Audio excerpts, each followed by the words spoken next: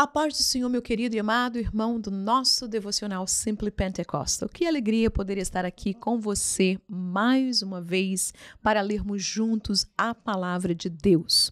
Hoje nós estaremos lendo o último capítulo do livro de Jeremias. Olha, foi uma digressão desde abril do ano passado e estamos terminando agora, mas eu louvo a Deus que mesmo de pouquinho em pouquinho, cada sábado, nós aprendemos lições maravilhosas para a nossa vida através deste homem de Deus chamado Jeremias.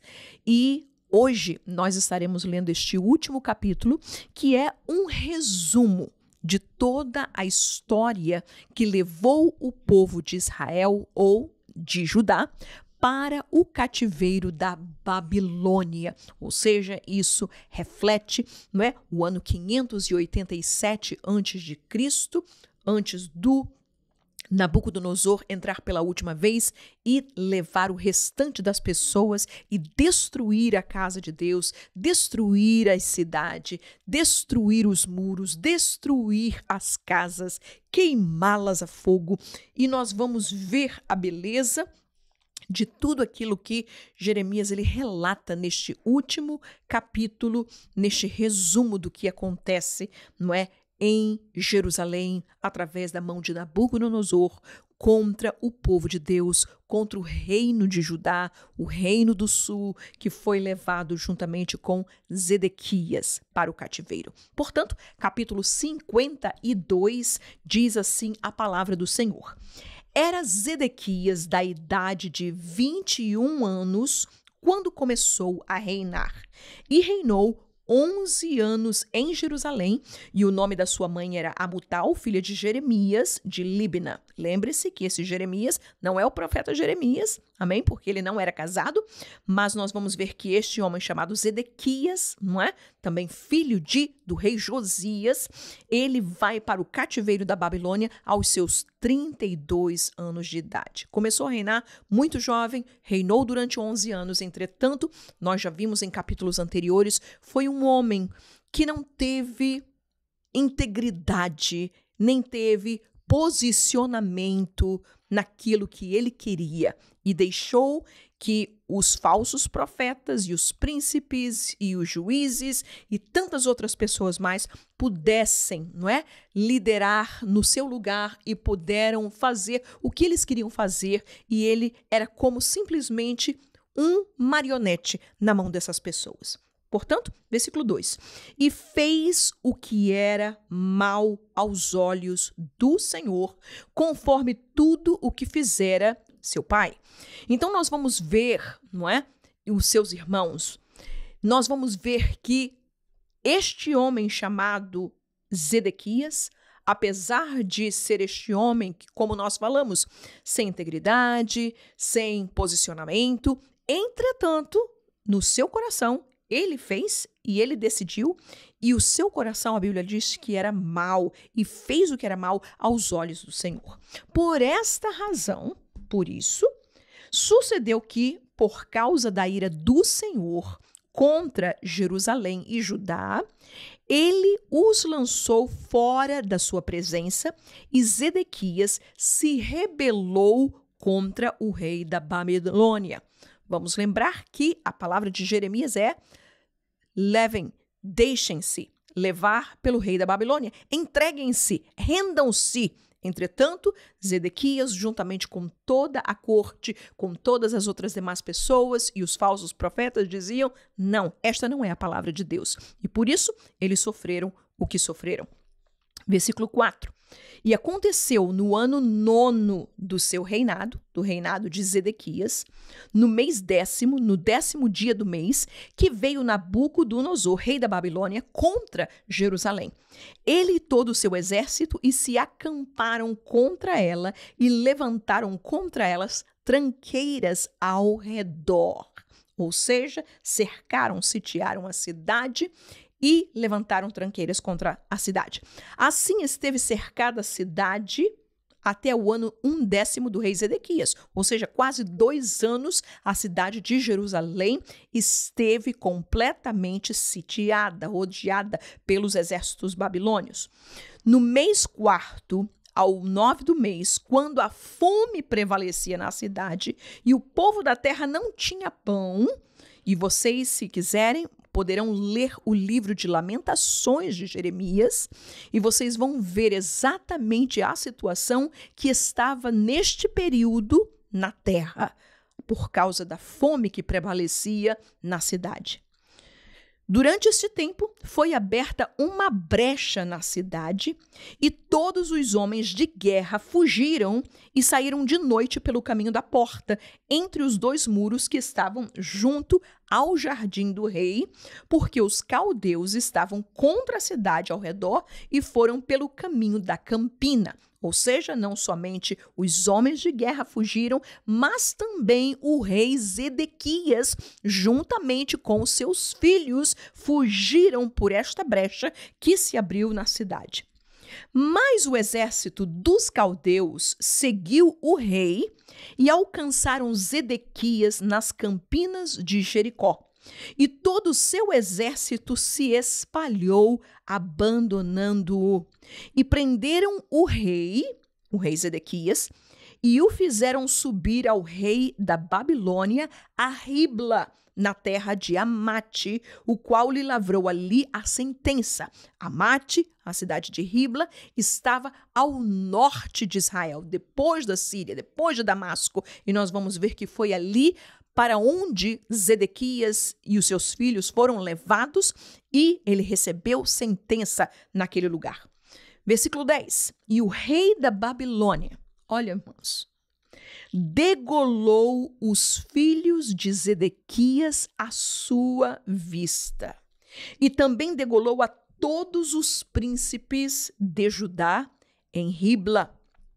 E depois disso, arrancou os olhos a Zedequias e o atou com 2 cadeias de bronze, e o rei da Babilônia o levou para a Babilônia e o conservou na prisão até o dia da sua morte.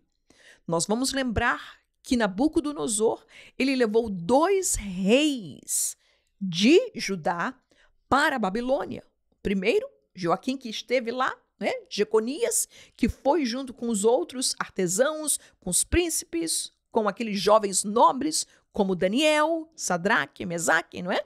E nós vamos ver que agora Zedequias também é levado como no cativeiro para a Babilônia, entretanto, cego e preso por 2 cadeias de bronze. E no 5º mês, no 10º dia do mês, este era o 19º ano do rei Nabucodonosor, rei da Babilônia, veio Nebuzaradã, capitão da guarda, que assistia na presença do rei da Babilônia a Jerusalém, e queimou. Agora, olha a desgraça que acontece na cidade, na casa de Deus. E queimou a casa do Senhor e a casa do rei, e também a todas as casas de Jerusalém, e incendiou todas as casas dos grandes. E isto é uma verdade que não se pode negar, porque nas escavações arqueológicas feitas em Jerusalém se encontrou exatamente o nível da cidade deste ano 586 e a madeira, as coisas queimadas por Nabucodonosor. E continua ele dizendo: e todo o exército dos caldeus que estavam com o capitão da guarda derribou todos os muros que rodeavam Jerusalém. E os mais pobres do povo e a parte do povo que tinha ficado na cidade e os rebeldes que se haviam passado para o rei da Babilônia e o resto da multidão, Nebuzaradã, capitão da guarda, levou presos. Mas dos mais pobres da terra, deixou Nebuzaradã, capitão da guarda, ficar alguns para seres vinhateiros e lavradores. Quebraram mais os caldeus. Olha aí a continuação da desgraça da casa do Senhor. pela qual Deus trouxe no capítulo 51 e 50 uma palavra de juízo sobre Babilônia pelo que fizeram à casa de Deus. Quebraram mais os caldeus as colunas de bronze que estavam na casa do Senhor e as bases e o mar de bronze, que era grande pia, não é? Conservava água para as outras demais pias que estavam para serem os sacerdotes lavarem suas mãos e os seus pés e lavarem os sacrifícios. O mar de bronze que estava na casa do Senhor e levaram todo o bronze para a Babilônia. Nós vamos ver, se lermos 1 Reis, capítulo 5 ao 8, nós vamos ver a grandeza do que era este templo, de como ele foi feito, edificado, como Salomão o fez, e vocês verão o que foi que este povo, que este capitão, que este rei Nabucodonosor levou para a Babilônia. Também tomaram os caldeirões e as pás, e os garfos, e as bacias, e os perfumadores, e todos os utensílios de bronze com que se ministrava. Todas aquelas peças eram usadas no altar de holocausto, era usada dentro no serviço do tabernáculo, e tudo aquilo foi levado para a Babilônia. E tomou o capitão da guarda os copos, os incensários, e as bacias, e os caldeirões, e os castiçais, e os perfumadores, e as galhetas, tanto o que era de puro ouro, como o que era de prata maciça. Você pode imaginar a riqueza deste templo, e agora sendo destruída e levada para a Babilônia. As 2 colunas e o único mar e os 12 bois de bronze.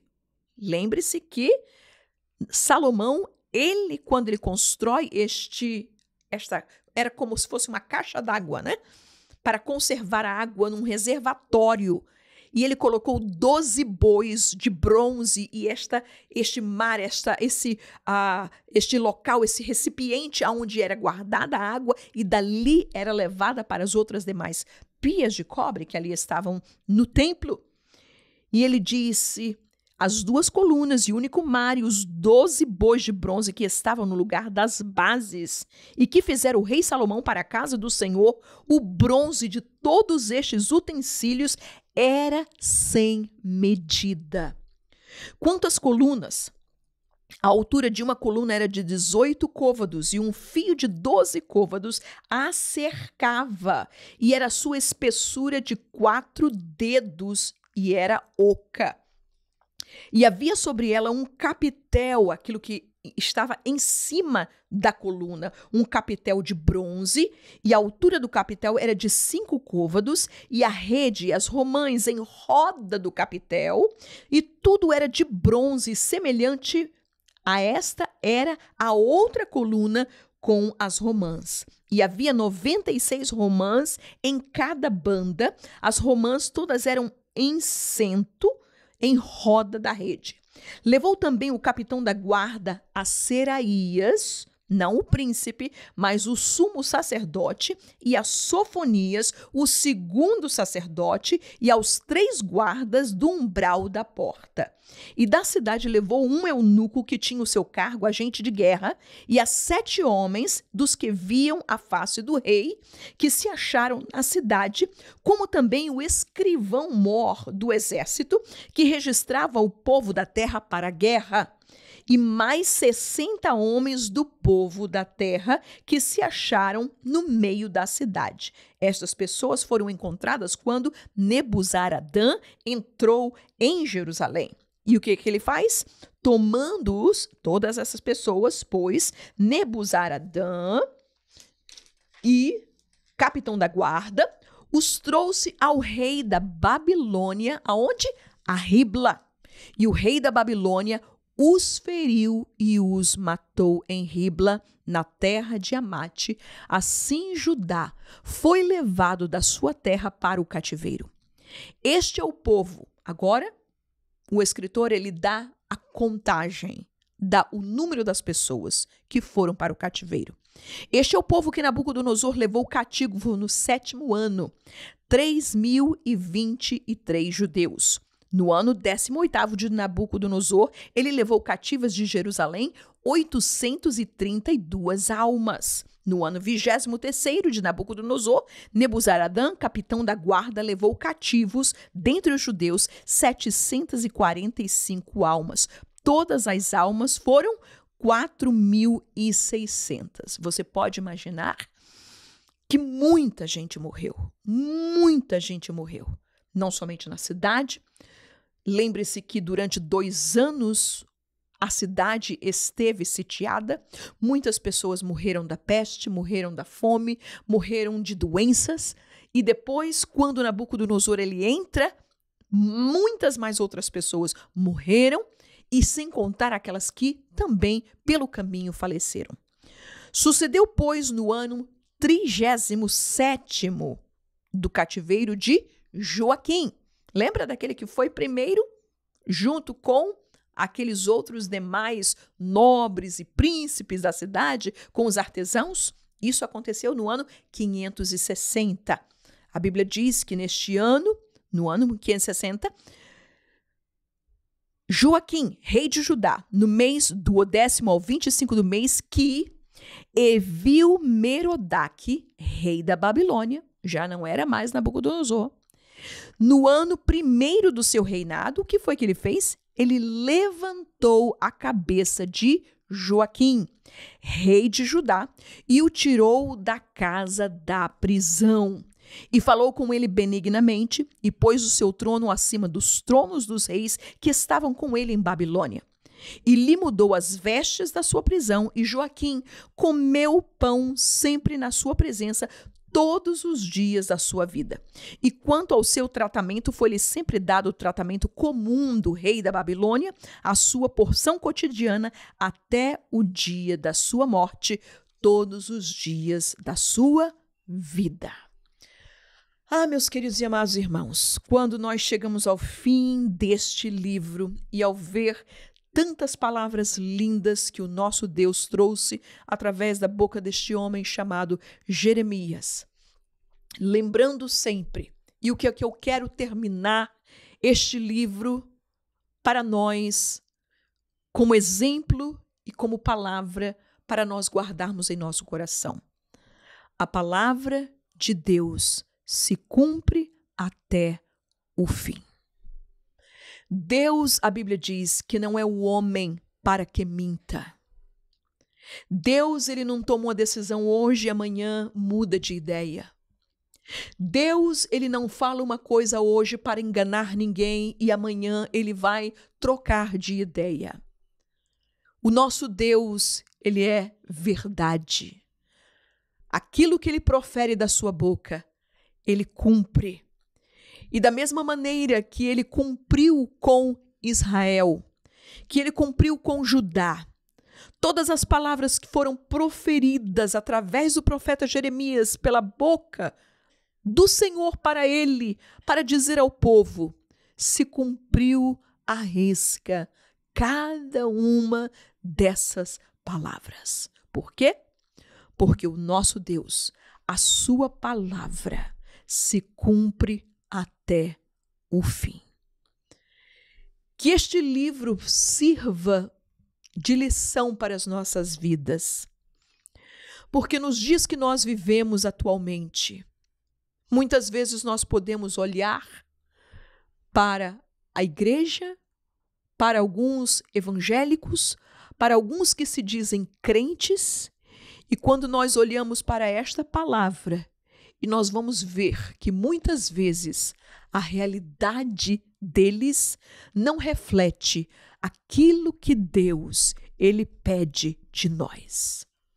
E meus irmãos, se Deus não poupou e Deus trouxe o castigo e trouxe a sua palavra, e lembre-se, Deus ele fez isso.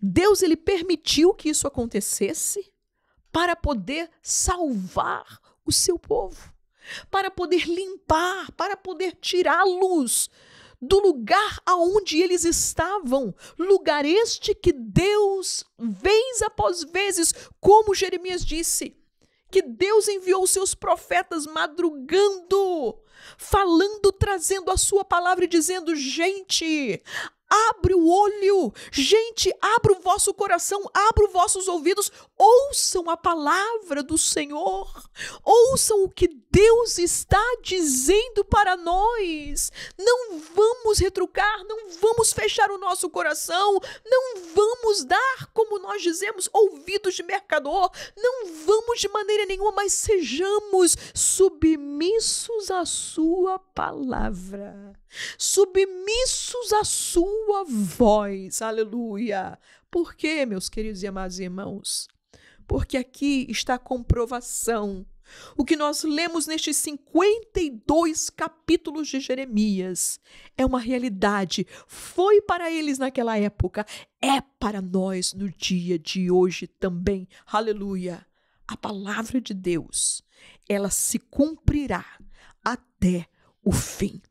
Nada, nenhum tio, nenhum J, nenhuma vírgula, nenhum ponto ficará sem se cumprir daquilo que Deus já falou, daquilo que está escrito nesta palavra para cada um de nós. Aleluia! Eu me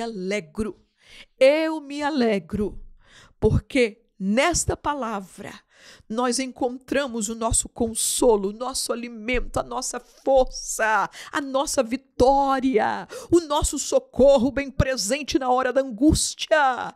É Ele, é através dele, da sua palavra, que nós nos mantemos em pé. Aleluia! Assim que o Senhor Jesus possa te abençoar. E no próximo sábado nós estaremos começando um outro livro, aleluia, para a glória do nome do Senhor, e sejamos todos aqui para juntos lermos a palavra do nosso Deus. Que você tenha um fim de semana abençoado juntamente com a sua família e até segunda-feira, quando nós estaremos aqui juntamente com a nossa irmã Manuela para juntos estarmos lendo neste devocional sobre o livro de Salmos e o livro do Evangelho de São João. Assim que o Senhor te abençoe poderosamente. Amém.